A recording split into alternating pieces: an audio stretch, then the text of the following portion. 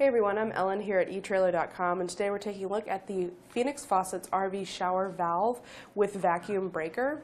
Now this is going to be a dual knob handle with a chrome base, and the really nice thing about this is that it actually has brass compression valve stems, so these are going to be able to fully turn on and off and be a lot nicer than your typical OEM parts that are just made of plastic.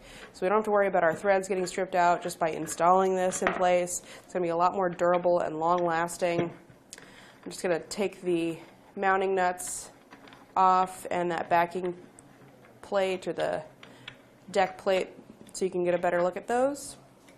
So it really is made of metal. Definitely a big improvement there. As far as the front of our system here, we'll have our two handles. They are labeled hot and cold. They've got a little red ring around the hot, blue ring around the cold.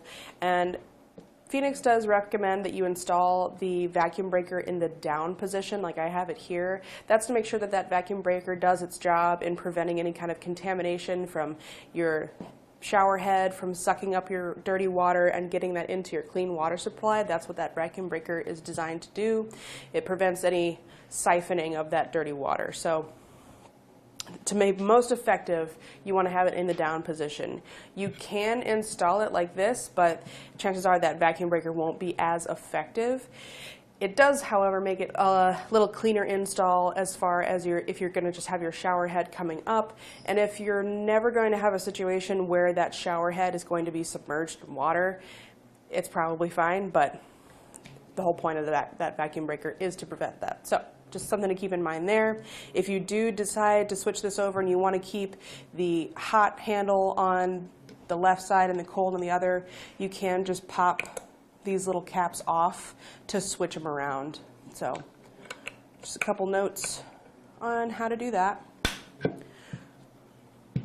Now as far as our measurements, we will have our two stems to install.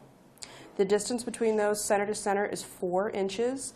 The outer diameter for each one is going to be 13/16, so just over 3/4 of an inch. The inner diameter is 1/2 inch, and that's the same for both. The distance that this goes back, or the length of our threads, is 1.5 inches. The total length for the unit is going to be 4.5 inches, and from the top of our handles to the bottom of the base is going to be 3 inches. So that's how far it's going to stick out from our wall. Our base measures 6.25 inches long. From end to end, it kind of bows out a little bit on either side, so that's how we get that 6.25 measurement. The base is about 2 inches wide all on its own. With that vacuum breaker, it's about 2 3/4 inches wide. So the vacuum breaker sticks up about 3/4 inches from, or about 5/8 inches from the top of our unit there. The outer diameter of that vacuum breaker is 13/16, so that should fit with a lot of handheld showers out there. They are sold separately. You can find a lot of options here at etrailer.com, different finishes, different styles, so definitely check those out here.